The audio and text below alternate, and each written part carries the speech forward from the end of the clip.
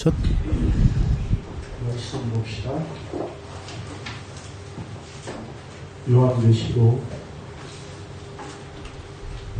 1장 4절에서 6절입니다.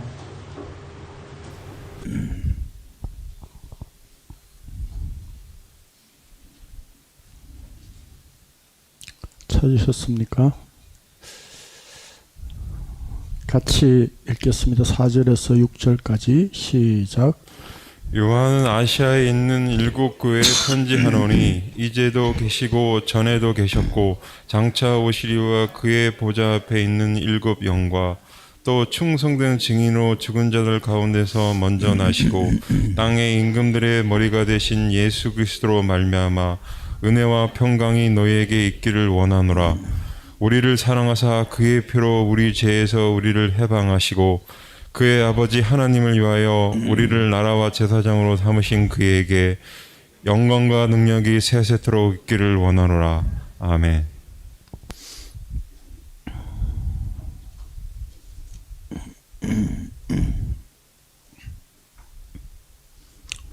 오늘 오후 본문은 창세기 2장 4절에서 6절이더라고요.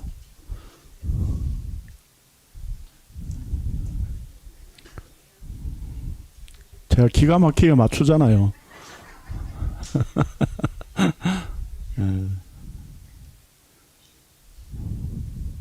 예? 신기가 있다고요? 인기도 없는데 뭐 신기가 있어가지고 되겠습니까?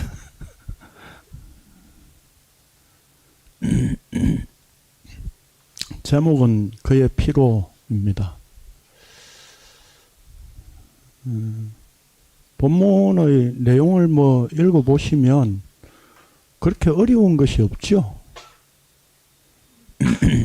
어렵습니까? 고개를 흔드시는 분 계시네요. 요한계시록은 어떤 책입니까?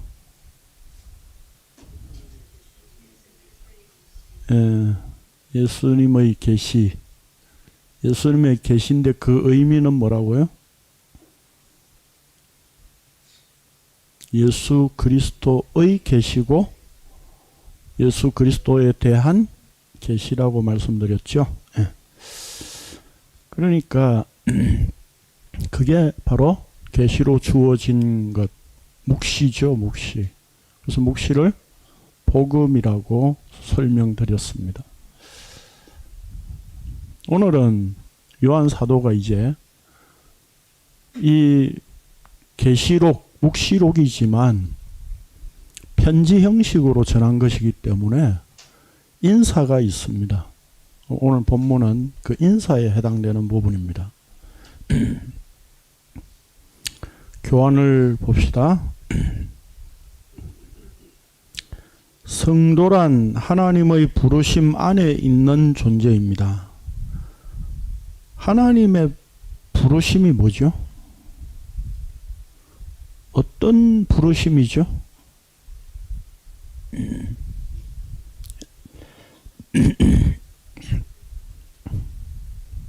뭐 교환 보시면 이렇게 컨닝 하셔도 됩니다. 뭐 이렇게 안 하시려고 애를 쓰시는 것 같은데,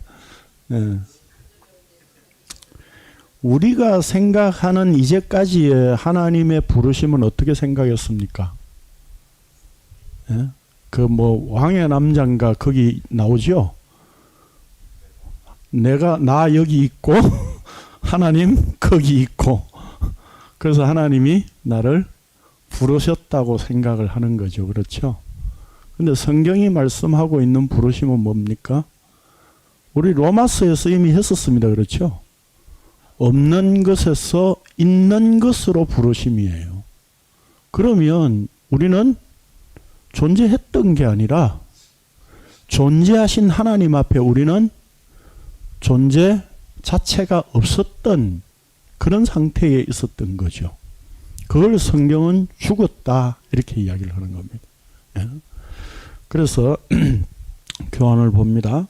하나님의 부르심이란 내가 존재하고 있음에서가 아니라 없는 상태에서 불러내신 것입니다. 다시 말해서 죽은 자를 살리신 것이 죄송합니다. 하나님의 부르심입니다. 죽은 자를 살리신 것이라는 의미는 예수 그리스도의 십자가 안에서 함께 죽고 살리신 것입니다. 따라서 하나님의 부르심이란 죽은 자를 예수 그리스도 안에 산 자로 만드신 것을 의미합니다. 그러기에 산 자는 날마다 생명이신 예수 그리스도를 향해 있습니다.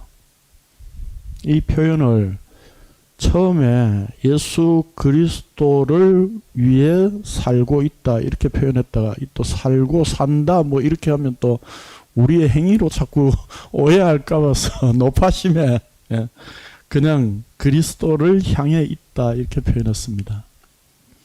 그러니까 우리에게 생명이 주어지면 본능적으로 이제 우리의 모든 시선이나 관심사가 생명을 향해 있을 수밖에 없는 거예요. 이거는 주 예수를 위해서 우리가 믿음의 삶을 살아야 된다. 그런 문제하고 전혀 차원이 다른 이야기입니다. 오늘날 교회들은 예수를 믿었으면 이제 삶으로 나타내 보이라고 자꾸 이야기를 하죠. 그러다 보니까 믿음을 어떻게 해요? 자기 행위를 이렇게 착하고 선하게, 그것도 착하고 선하는 것도 세상적인 관점에서 말하는 그런 차원에서 자꾸 행함으로, 착하고 선함을 행함으로 하나님을 기쁘시게 할 수 있다고 우리는 생각을 하고 있는 거죠. 그러나 우리의 관심사는, 성도의 관심사는 항상 생명 쪽으로 끌리게 되어 있습니다. 그걸 예를 든다면 우리가 말씀에 관심을 가진다든지, 물론 예수 그리스도를 믿지 않고도 말씀에 관심을 가질 수 있습니다. 그러나 그 말씀이 날마다 자기를 이끌고 십자가에 자기를 부인하고 십자가에 죽이는 그 경험이 이루어지는 향함, 그게 생명을 향해 있는 거예요. 그러니까 성경 공부한다는 것 자체를 신앙생활로 여기고 성경 공부하는 것이 그냥 기쁨이 되어서는 안 된다 이 말입니다. 자, 이것을 3절에서 이제 요한계시록의 표현대로 하자면 때가 가까움이라 라고 하였습니다. 이 부분에 대해서 제가 지난주에 조금 설명을 좀 가로쳐서 제가 성경 본문을 제시를 해드렸는데 좀 읽고 설명을 드리려고 하다가 시간이 좀 그냥 짧고 그래서 빨리 끝냈는데 이 부분을 그래서 서론적으로 다시 좀 말씀을 드립니다. 가까움이라고 하는 말은 헬라어 엥기스라고 하는 말인데 이 말은 공간적으로 근처에 서로 가까이 있다거나 시간적으로 가까웠다는 뜻이 아니라는 것을 우리는 지난주 확인했었습니다. 그래서 이 말씀은 단순히 예수님의 재림이 얼마 남지 않았다는 말이 아니라 묵시 안에서 예수 그리스도와 하나 되어 있다는 의미입니다. 바울 사도 역시 그래서 에베소서에서 엥기스라고 하는 표현을 사용하여서 이렇게 선언했습니다. 그래서 지난주에 제가 제시해드린 본문은 빌립보서하고 에베소서 두 개였는데요. 에베소서를 오늘 우리 같이 보겠습니다. 시작. 이제는 전에 멀리 있던 너희가 그리스도 예수 안에서 그리스도의 피로 가까워졌느니라. 그는 우리의 화평이신지라. 둘로 하나를 만드사 원수된 것 곧 중간에 막힌 담을 자기 육체로 하시고 법점으로 된 계명의 불법을 폐하셨으니 이는 이 둘로 자기 안에서 한 세 사람을 지어 화평하게 하시고 또 십자가로 이 이들을 한 몸으로 하나님과 화목하게 하심이라. 원수된 것을 십자가로 소멸하시고 또 오셔서 먼데 있는 너희에게 평안을 전하시고 가까워 있는 자들에게 평안을 전하셨으니 이는 그로 말미암아 우리들이 한 성령 안에서 아버지께 나아감을 얻게 하려 하심이라. 네, 여기 가까워졌느니라 그 말이 앵기스지요. 네. 그래서 바울은 여기 13절에 우리 성경에 번역이 안 된 이제 그러나라고 하는 큰 반전을 이야기를 하고 있는데, 예. 가까워졌느니라라고 하는 말과 대조된 표현이 뭐죠? 예, 멀리 있던 너희 그랬죠. 그러니까 멀리 있는 것과 대조되어서 가까이 있어요. 그럼 가까이에서 이제 더 찬송하고 기도하고 해가지고 더 이렇게 더 가까이 가서 그리스도 안으로 들어가야 됩니까? 그런 의미가 아니다 이 말입니다. 그러니까 멀리 있는 것과 대조해서 가까이 있다라고 하는 상태는 뭐예요? 오늘 이 본문에서도 그리스도와 하나님과 화목되어져서 그리스도와 한 몸이 되었다 이렇게 표현하고 있는 거예요. 그러니까 때가 가까움이라고 하는 이 말은 단순히 예수님의 재림이 가까워온다 그런 의미가 아니라 예수 그리스도 안에 이미 한 몸 된 상태를 표현하는 말이에요. 그럼 앞에 때는 뭐예요? 카이로스 하나님의 시간이니까 우리가 하나님의 묵시 안에서 이미 그리스도와 한 몸 된 상태에 있다. 그걸 표현한 거예요. 그러니까 때가 가까움이라 이 말을 자꾸 시간적인 의미로 받아들이고 이해해서는 안 된다 이 말입니다. 이 에베소서에서도 지금 그 바울 사도가 우리에게 아주 정확하게 이렇게 표현해주고 있습니다. 요한계시록 시작에서 하나님의 계시가 예수 그리스도를 통해 예수 그리스도의 계시로 주어졌음을 선언하였습니다. 그래서 요한 사도는 예수 그리스도의 증거를 정언한다고 하였습니다. 객관적으로 보고 타자로서 전하는 것이 아니라 묵시 안에서 예수 그리스도와 하나 된 상태로 증언합니다. 그리고 요한 자신뿐만 아니라 이 서신을 받는 교회에게 바로 이런 하나의 관계 안에서 편지를 한 겁니다. 그러니까 요한 사도가 7 교회에 편지를 보낸 거죠. 그러면 너 이거 읽어보고 이제 예수 잘 믿어 이런 이야기가 아니라 이 서신을 보내고 이 서신을 읽고 또 듣고 지키는 자라가 복이 있다고 했으니까 그 복 안에 함께 있다는 차원에서 이 서신을 지금 보내고 한 몸 된 교회로서 지금 이 계시의 말씀을 함께 나누길 원한다. 그런 의미다 이 말입니다. 예. 우리 성경의 본문은 요한은 아시아에 있는 7 교회에 편지하노니 이제도 계시고 전에도 계셨고 장차 오시리와 그의 보좌 앞에 있는 7 영과 또 충성된 증인으로 죽은 자들 가운데서 먼저 나시고 땅의 임금들의 머리가 되신 예수 그리스도로 말미암아 은혜와 평강이 너희에게 있기를 원하노라. 우리를 사랑하사 그의 피로 우리 죄에서 우리를 해방하시고 라고 번역이 되었습니다. 그러니까 이 지금 그 헬라어 성경에는 이 은혜와 평강이라고 하는 말이 앞에 나와 있어요. 그러니까 4절에 있어요. 근데 우리 성경에는 번역하면서 문장을 늘어뜨려 가지고 저 뒤에다 갖다 쳐박아 놨어요. 그러니까 이 지금 감이 잘 안 오는 거예요. 그래서 제가 직역을 좀 했습니다. 그래서 헬라어 성경에는 요한은 아시아에 있는 7 교회에게 여기 편지하노니라고 하는 말도 사실은 헬라어 성경에는 없습니다. 우리 성경에 그냥 의역을 한 거예요. 어차피 서신이라고 하는 것이 요한계시록 전체를 통해서 이해되었기 때문에 그냥 의역을 한 거예요. 뭐 이 정도는 괜찮습니다. 예, 7 교회에게 그리고 은혜와 평강이 너희에게 있기를 이렇게 돼 있어요. 그러니까 지금 요한 사도가 7 교회에 편지하는데 제일 처음에 뭐가 있어 있기를 원한다고요? 은혜와 평강이 있기를 원한다.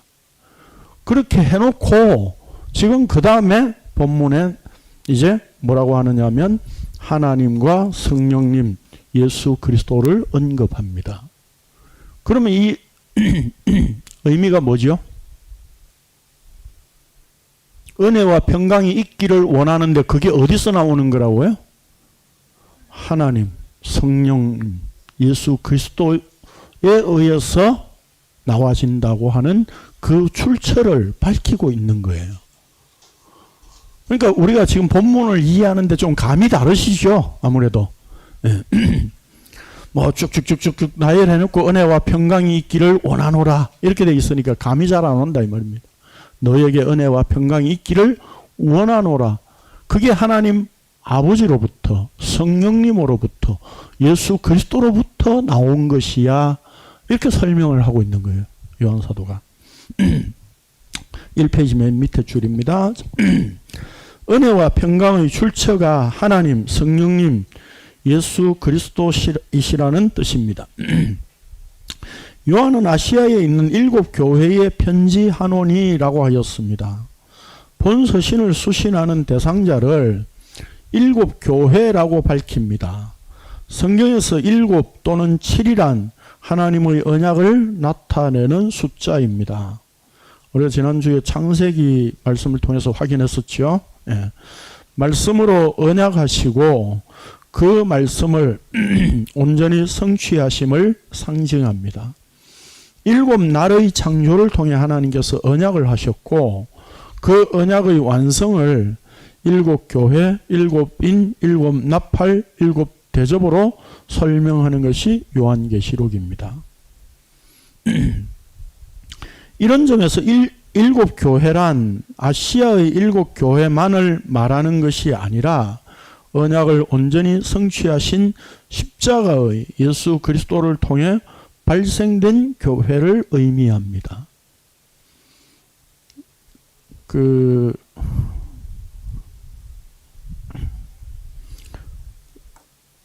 지금 제가 지도를 여기 그리기는 그렇고 여기 지도 있으니까 보시죠.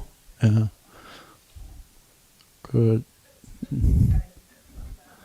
이제 영상 보시는 분들은 못 보는 겁니다.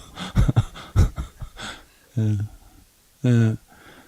여기가 이집트고 여기가 이스라엘이죠. 예. 여기가 그 로마 지배 당시에 이제 아시아였습니다. 그래서 여기 에스버두사빌라 이렇게 있어요. 예. 나중에 확인해 보십시오. 예.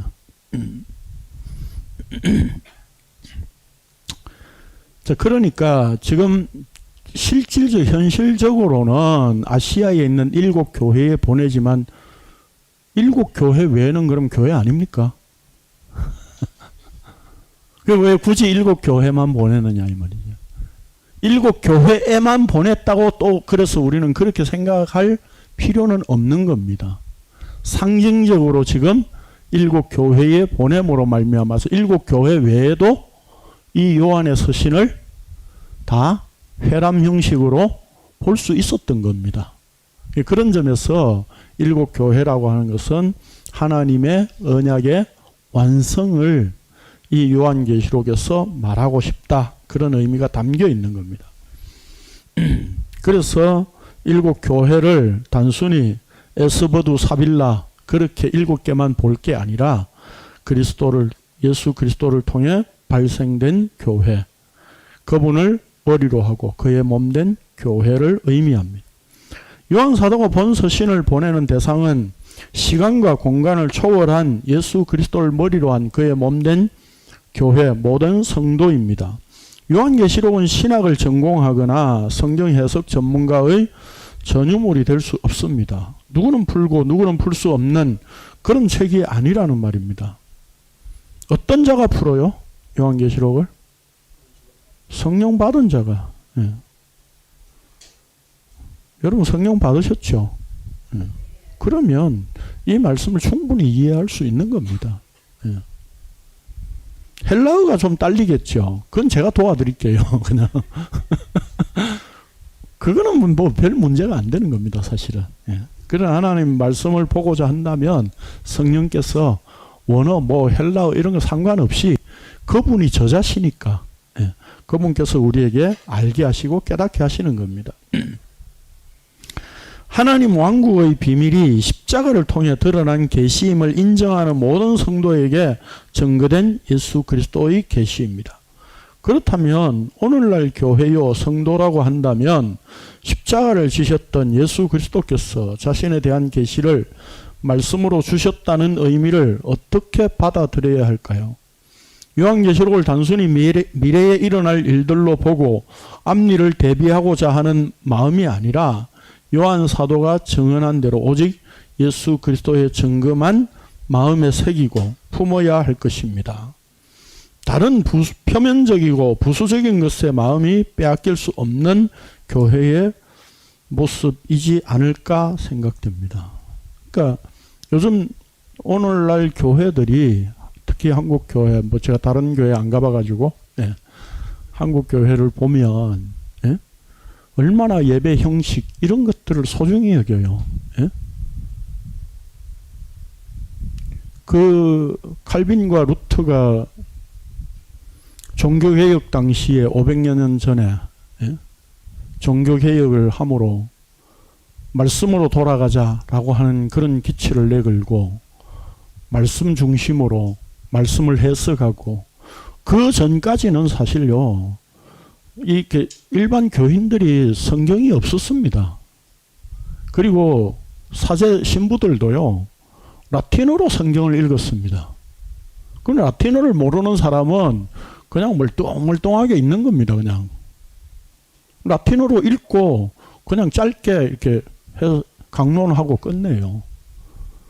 그러니까 교인들이 그 당시는 이제 다 그냥 기독교회니까 지금은 천주교회라고 하지만 그 교인들이 나와가지고 그냥 그렇게 말씀 듣고 그런 게 이제 그냥 의식에 참여하고 이런 것이 그냥 신앙생활이라고 생각을 했던 겁니다.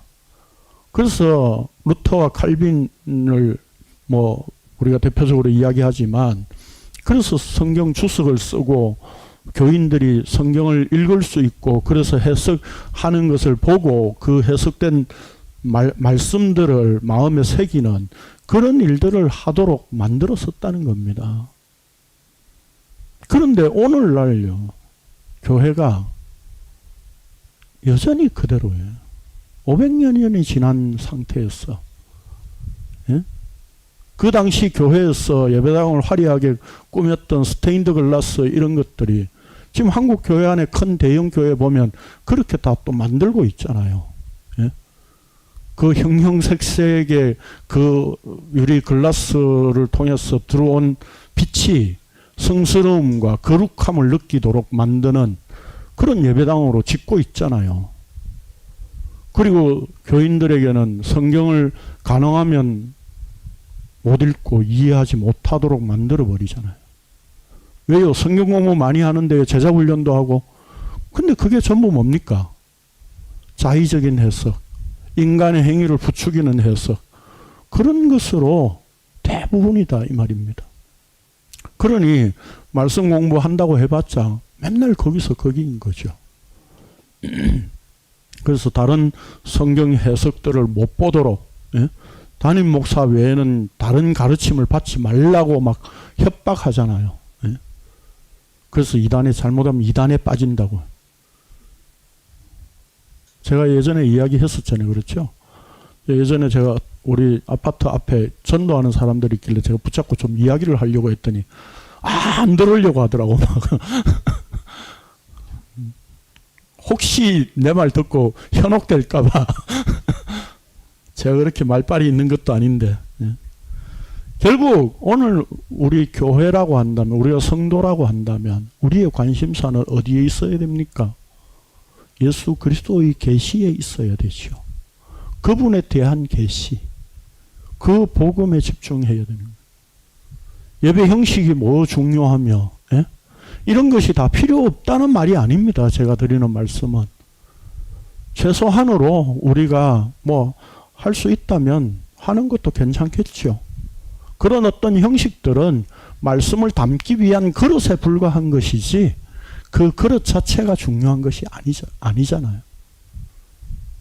그런데 오늘날 교회들은 목사가 없으면 교회가 안 되는 줄로 생각하고 11시 정각에 늘 엄숙한 예배로 드려야 교회다운 교회라고 우리는 착각하고 있는 거잖아요. 최근에 일반 우리 사람들 속에서 있었던 논쟁이 깻잎 논쟁이라는 게 있었잖아요.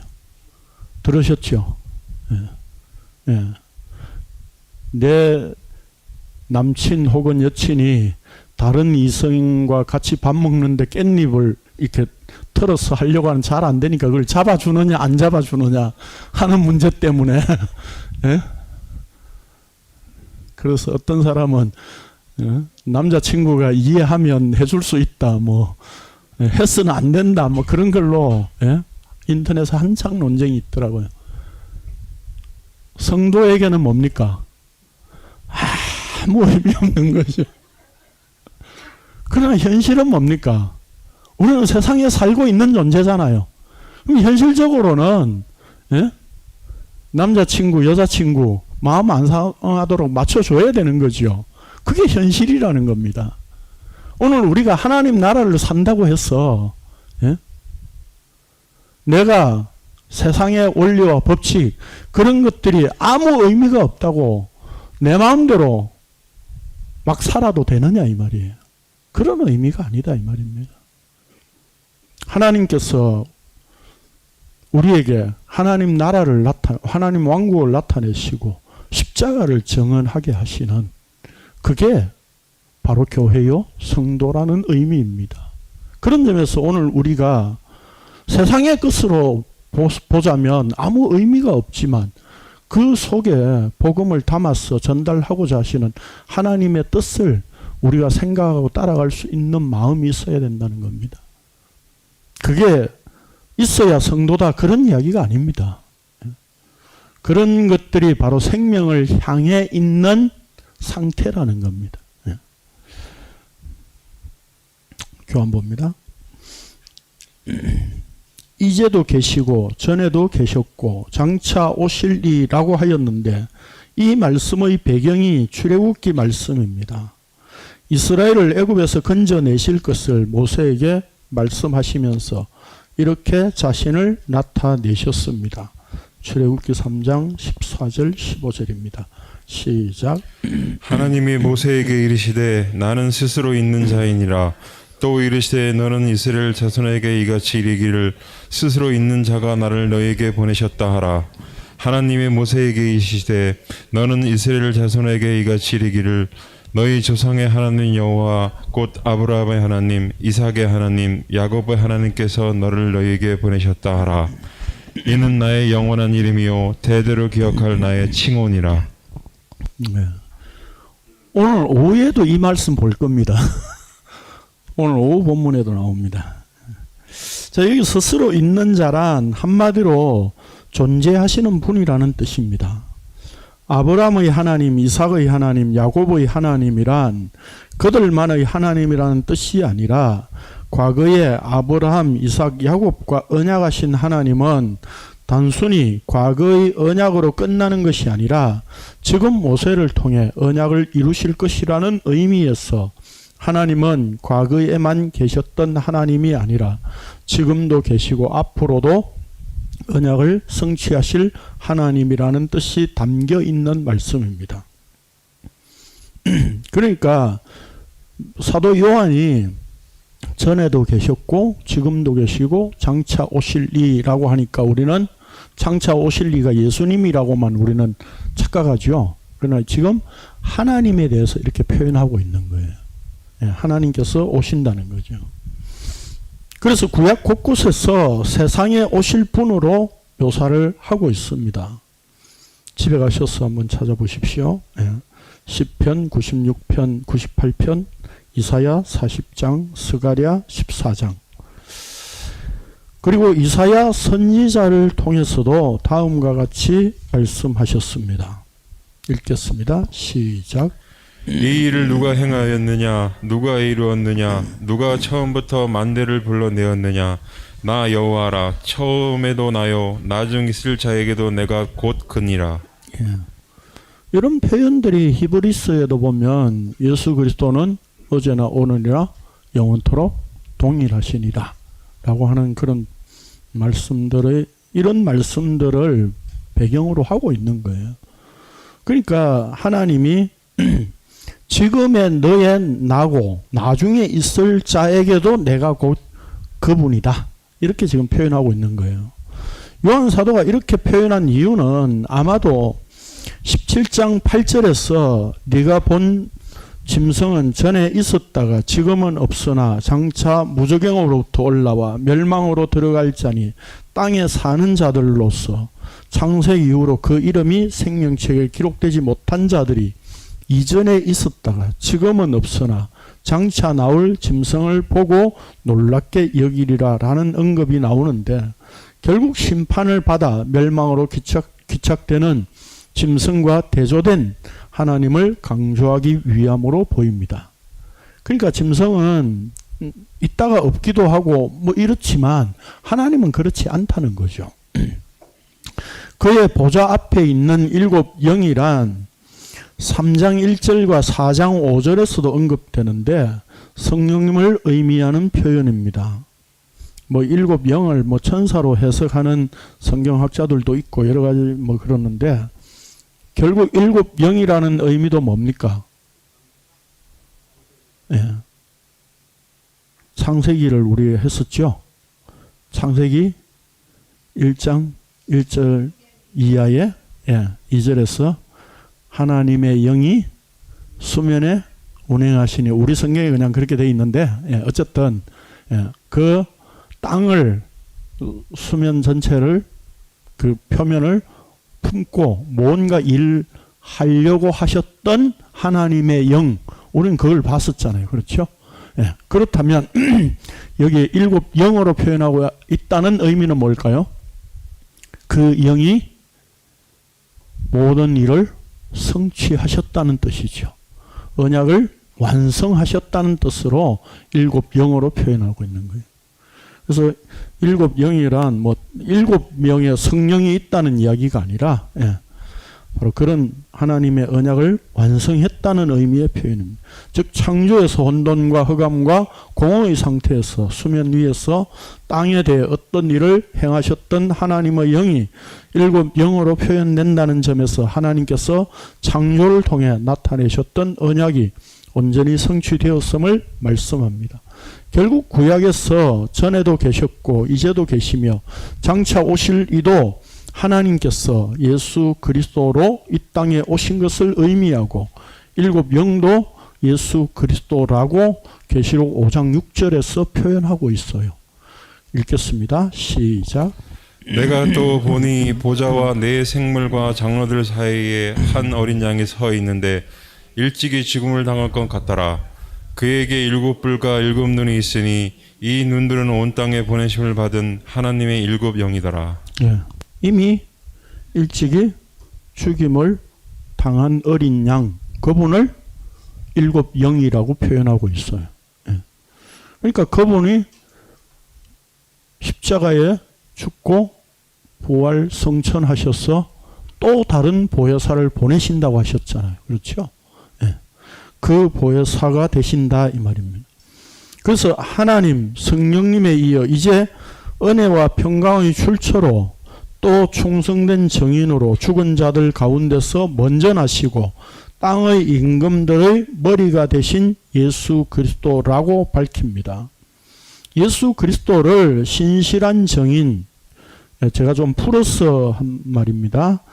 죽은 자들의 처음 나신 자, 땅의 왕들의 통치자로 언급하였는데 이는 구약을 배경으로 한 표현입니다. 시편 89편에 있는 말씀인데요. 연결해서 읽겠습니다. 시작. 내가 또 그를 장자로 삼고 세상 왕들에게 지존자가 되게 하며 또 궁창의 확실한 증인인 달같이 영원히 경거하게 되리라 하셨도다. 자, 여기서 27절에 장자라고 그랬죠. 예. 이게 70인역에서 프로토토콘이라고 쓰고 있어요. 70인역의 의미는 전에도 말씀드렸죠. 예, 유대인들이 구약을 히브리어를 헬라어로 번역한 성경, 구약이에요. 그러니까 그 예수님 당시의 제자들은 이 70인역을 봤던 겁니다. 그렇기 때문에 지금 시편에 나온 이 용어를, 이 표현을 그대로 먼저 나시고 프로토토코스라고 하는 말로 지금 받아서 쓰고 있는 거예요. 그래서 같은 단어이고 세상 왕들에게 지존자란, 예, 시편의 89편 27절에서 세상 왕들의 지존자란, 오늘 요한계시록 본문에서 땅의 임금들의 머리가 되신 이라는 말씀과 같은 의미의 표현입니다. 또한 우리 성경의 시편에서는 확실한 정인이라고 번역하였고 요한계시록에서는 충성된 정인이라고 번역하였는데 신실한 정인이라는 의미로 같은 말입니다. 그러니까 여기 이 확실한 정인도, 예, 70인역에 피스티스로 쓰고 있어요. 신실한. 예. 오늘 여기 요한계시록 본문도 마찬가지고요. 그래서 시편 89편 이 89편의 조금 앞부분을 보면요. 19절에서 20절에 보면 하나님께서 모든 대적들을 다스리는 기름 부음 받은 왕으로 다윗을 세우셨다고 밝힙니다. 요한 사도는 이러한 구약의 말씀을 근거로 예수님께서 죽음과 부활을 통해 다윗 언약 안에서 영원한 왕권을 가지신 분으로 묘사한 것입니다. 지금 이 말 이해되십니까? 예. 시편 89편 보죠. 좀 확인을 하십시다. 예.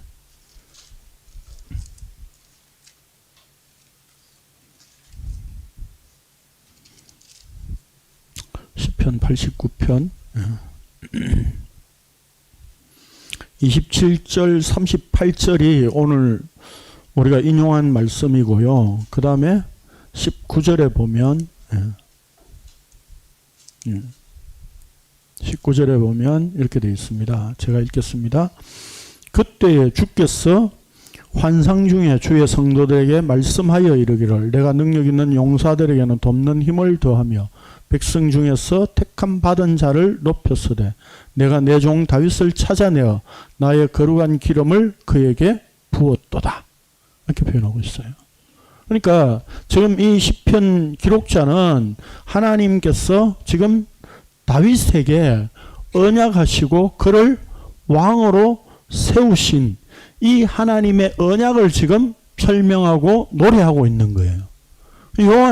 사도 요한은 지금 이 시편에서 다윗의 그 왕권, 세상의 통치자가 된다고 하신 것, 지존자가 된다고 하신 것, 그리고 장자가 되신다고 하신 것, 그리고 확실한 증인, 신실한 증인이라고 표현했던 것, 이게 지금 이 말씀들을 그대로 지금 요한이 가져와서 쓰고 있는 거예요. 누구에게? 예수 그리스도에게. 그러니까 다윗 언약 안에서 하나님께서 언약하신 그 내용이 예수 그리스도 안에서 다 완성되었다. 성취되었다. 그런 뜻이다 이 말입니다. 3페이지 맨 밑에 줄입니다. 이사야 선지자 이스라엘에 대한 예언이 예수 그리스도로 언약이 성취되었다고 다음과 같이 선언합니다. 이게 신약의 요한복음의 말씀인데요. 읽겠습니다. 시작. 빌라도가 이르되 그러면 내가 왕이 아니냐? 예수께서 대답하시되 내 말과 같이 내가 왕이니라. 내가 이를 위하여 태어났으며 이를 위하여 세상에 왔나니 곧 진리에 대하여 증거하려 함이니라. 무릇 진리에 속한 자는 내 음성을 듣니라 하신대. 네.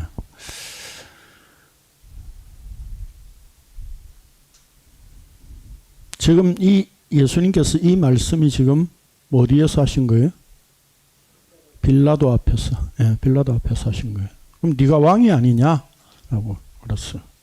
그러니까 예수님 말씀하시기를 내가 이 말씀 성취를 위해서 세상에 왔고 이 진리에 대하여 정언하려 한다. 그러니까 신실한 증인이심을 나타내 주고 있는 거죠. 예수님은 십자가 죽음으로 신실한 증인이심을 드러내셨고 또한 죽음 가운데 있는 자들에 대해 통치권을 가지신 장자이십니다. 이런 점에서 땅의 임금들이란 하나님을 대적하는 세상의 세력을 의미합니다. 그래서 십자가에 죽고 부활하신 예수님께서 마태복음에 보면 하늘과 땅의 모든 권세를 내게 주셨으니 그래서 그 권세를 받았다고 표현하고 있습니다. 결국 바울 사도는 골로새서에서 이렇게 말씀합니다. 골로새서 1장 18절 시작. 그는 몸인 교회의 머리시라. 그가 근본이시요 죽은 자들 가운데서 먼저 나신 이시니 이는 친히 만물의 으뜸이 되려 하심이로. 머리 즉 통치자라고 하는 의미고요. 먼저 나신 이라고 지금 바울도 이렇게 표현하고 있습니다. 우리를 사랑하사 그의 피로 우리 죄에서 우리를 해방하시고 라고 하였는데 여기서 우리란 단순히 성경을 문자적으로 읽는다고 해서 자신을 우리 안에 포함시킬 수 있는 표현이 아닙니다. 사실 우리가 예전부터 성경을 읽을 때 뭐 우리 하면 내가 당연히 포함되어 있는 걸로 그렇게 생각했죠. 그러나 성경이 이야기하는 우리는 뭡니까? 예수 그리스도와 한 몸 된 상태. 좀 더 깊게 표현하면 예수 그리스도 그분과 함께 십자가에 죽고 다시 살아난 자. 그게 우리예요. 그 십자가에 의해 발생된 교회라니까요. 이게 한 번 있는 걸로 끝나는 겁니까? 예수님 뭐라고 말씀하셨죠? 날마다 제 십자가를 지라고 그랬어요. 그러면 한 번 죽고 끝난다고 되는 게 아니에요. 한국 교회는 한 번 구원은 뭐 해병대도 아니고 영원한 뭐 구원인 것처럼 그렇게 늘 설명해 왔잖아요. 예? 이렇게 또 말씀드리면 이제 불안하죠. 아, 그럼 영원한 게 아닌가? 예. 다시 말했어요. 우리 쪽에 달려 있는 게 아니다 이 말입니다. 그래서 전에도 말씀드렸듯이 구원의 확신은 내가 가진다고 해서 구원을 받고 구원의 확신이 없다고 해서 구원 못 받고 하는 그런 확신이 아니라 구원의 확신은 하나님 편에서 갖고 계신 거예요. 하나님 편에서 내가 예수 그리스도를 통해서 이렇게 십자가 안에 죽고 다시 살리는 구원으로 이룰 거야 라고 하신 그 약속이 변화가 없다는 겁니다. 흔들리지 않는다는 겁니다. 그것이 믿음으로 받아들여졌다면 영원한 구원 안에 있는 거예요. 이해되셨습니까? 예. 저희 교회는 뭐 다 이해를 빠르게 잘 하시는 분들이시라. 예. 자, 그래서 예수 그리스도의 십자가 피에 의해 하나님의 사랑을 입고 부르심을 받아 죄에서 벗어남을 받은 자입니다. 그래서 그의 아버지 하나님을 위하여 우리를 나라와 제사장으로 삼으신 그에게 영광과 능력이 세세토록 있기를 원하노라. 아멘이라고 했습니다. 나라와 제사장으로 삼으셨다는 것은 왕국이 곧 제사장이라는 뜻입니다. 출애굽기 19장 5절에서 6절에 보면 세계가 다 내게 속하였나니 너희가 내 말을 잘 듣고 내 언약을 지키면 너희는 모든 민족 중에서 내 소유가 되겠고 너희가 내게 대하여 제사장 나라가 되며 거룩한 백성이 되리라 라고 하신 말씀대로 온전히 성취하신 것입니다. 그 성취하신 내용이 베드로전서 2장 9절에 있습니다. 왕 같은 제사장 우리 잘 알고 있죠. 네. 자, 그러므로 은혜와 평강이란 전적으로 예수 그리스도에게서 나옵니다. 그러니까 지금 이게 무슨 말입니까? 전에도 계셨고 지금도 계시고 장차 오실 이가 하나님인데 그 하나님이 누구라고요? 이 땅에 예수 그리스도 오셨다고요. 그분이 일곱 영이시고. 그러니까 출처는 뭐예요? 은혜와 평강의 출처는 예수 그리스도의 십자가를 통해서 주어지는 것이다. 그 얘기를 하고 있는 거예요. 그래서 요한 사도가 그의 피로 된다고 그랬어요. 그의 피로. 그의 피로 된다는 의미가 뭐예요? 그의 죽음. 그 죽음 안에 우리가 함께 그 죽음 안에 부르심을 받지 않으면 예수 그리스도와 아무 상관이 없는 거예요. 예수님이 대표로 십자가에 잘 죽으셨어. 내가 이제 구원을 얻는구나. 천국 가게 됐구나. 그런 의미의 구원이 지금 한국 교회에서 가르치고 있는 구원이에요. 그런 얘기가 아니라니까요. 예수 그리스도 그분이 십자가에 죽을 때 나를 끌고 들어가서 함께 죽으신 십자가예요. 그것이 내 안에 날마다 일어나는 겁니다. 그게 없다면, 그 확인이 안 된다면 성경은 그냥 지식적으로 쌓는 것에 불과하고 예수 그리스도와 아무 상관이 없는 겁니다. 여러분, 그 십자가가 날마다 매일 내가 자기를 부인하고 십자가에 죽는 그 십자가로 받아들여지십니까? 아무도 아멘이 없네요. 기회 놓쳤습니다, 이제. 그게 믿음으로 받아들여지고 날마다 인정되어져야 돼요. 이 말씀 안에서 날마다 확인되어져야 된다, 이 말입니다. 자, 은혜와 평강이란 그래서 습관적인 말로 하는 인사가 아닙니다. 옛날에 우리나라에 인사가 있었죠. 옛날에 못 살 때. 식사는 하셨습니까? 왜요? 관심사가. 다들 힘들게 먹고 사는 일에 힘들었고 밥 굶는 사람들도 많았으니까 관심사가 식사는 하셨습니까? 그거였죠. 예. 다시 말해서 관심사가 인사로 표현되는 거죠. 그러면 성도에게 관심사는 뭡니까? 하나님의 은혜와 평강이라는 겁니다.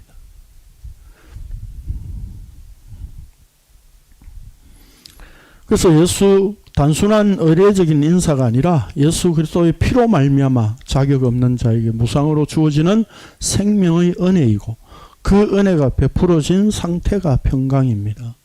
평강이란 전쟁을 전제한 표현입니다. 즉 하나님의 대적자가 피의 은혜로 말미암아 한몸된 평강이 이루어진 것입니다. 그래서 초대교회 사도들과 성도들은 은혜와 평강이라고 문안 인사를 하였습니다. 관심사가 은혜와 평강에 있다는 뜻입니다. 바울의 서신, 베드로의 서신, 요한의 서신 전부 다 이렇게 나와요. 은혜와 평강, 은혜와 평강.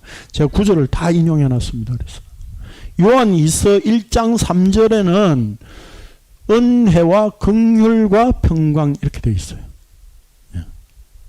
그거 하나만 다르고 나머지는 다 은혜와 평강이라고 되어 있어요. 그래서 성도가 묵시를 산다는 것은 이미 끝난 세상으로 보고 이 땅을 살아가는 존재입니다. 그러나 우리가 부인할 수 없는 것은 여전히 이 땅에 살고 있다는 현실입니다. 이 땅에 산다는 것이 세상과 적당히 타협하며 세상의 원리와 법칙을 쫓아서 사는 것이 아닙니다.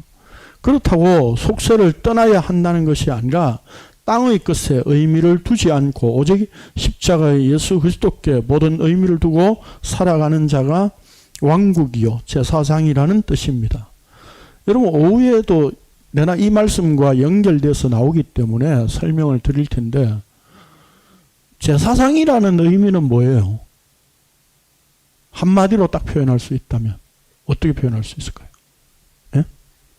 예? 대표? 대표보다도 더 중요해요. 제사장 나라로 삼는다 그랬잖아요.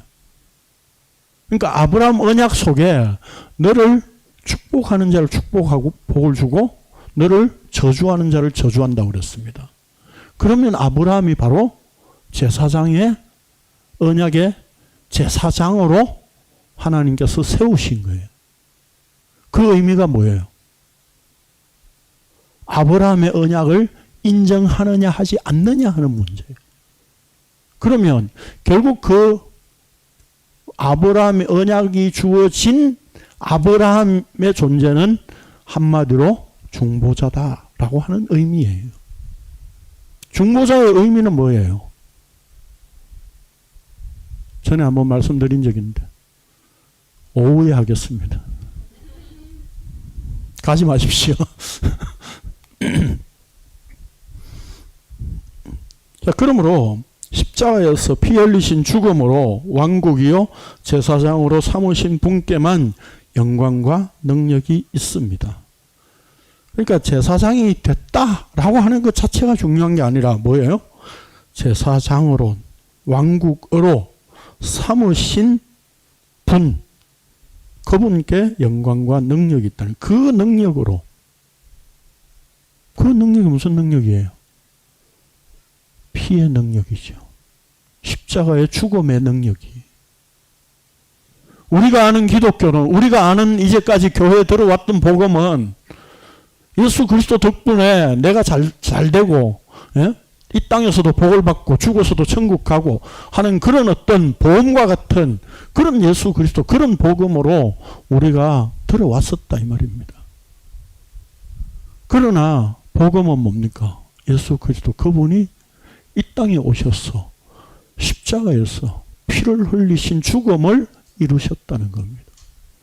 우리가 그분의 십자가의 길을 간다는 의미, 그분과 하나의 운명이 되었다는 운명 공동체는 뭡니까? 날마다 십자가의 길을 가는 상태여야 되는 거예요. 자기를 부인하고 십자가에 날마다 죽는 자의 모습으로 있는 거예요. 이게 우리가 기존에 들어왔던 복음과 다른 거예요. 예? 내가 잘 되고 예수님 덕분에 내가 대접받으면서 살아야지, 그런 게 아니다 이 말입니다. 함께 십자가의 길을 가면서 늘 죽음을 내 안에 담고 있는 상태여야 됩니다. 예수 그리스도의 십자가 죽음을 내 안에 담고 있는데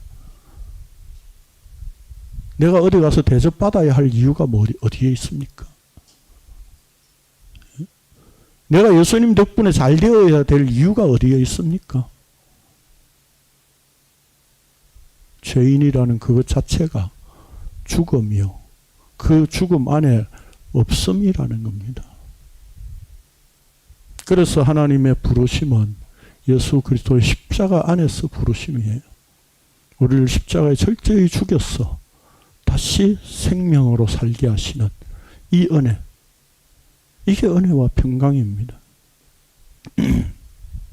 그러므로 십자가에서 피 흘리신 죽음으로 왕국이요 제사장으로 삼으신 분께만 영광과 능력이 있습니다. 그의 피에 굴복된 자가 왕국이요 제사장이며 곧 예수 그리스도와 한몸된 교회입니다. 여기에 굴복되셨습니까? 예. 여기에 아멘이 되어져야 됩니다. 기도하겠습니다. 거룩하신 주님, 감사를 드립니다.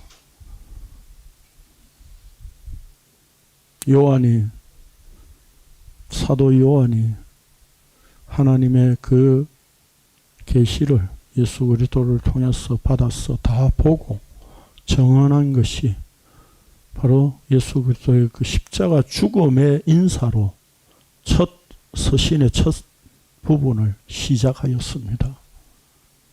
우리가 예수 그리스도와 함께 죽는 이 죽음이 없다면 이 요한계시록은 우리와 관계없는 책일 수밖에 없습니다. 그런데 그 예수 그리스도의 그 십자가 죽음을 내 안에 담아 놓으신 그 은혜와 평강 때문에 오늘도 말씀을 보고 복음 앞에 찬양과 감사와 기쁨으로 하나님 앞에 화답하고 답장할 수 있는 저희들 되게 하신 은혜 감사를 드리고, 계속 우리가 말씀을 듣고 마음에 새기며 주님 오실 때까지 이 믿음을 유지할 수 있는 성령님을 의지할 수 있도록 인도하시고 저희들의 삶을 주께서 온전히 주장하여 주옵소서. 예수님의 이름으로 기도합니다. 아멘.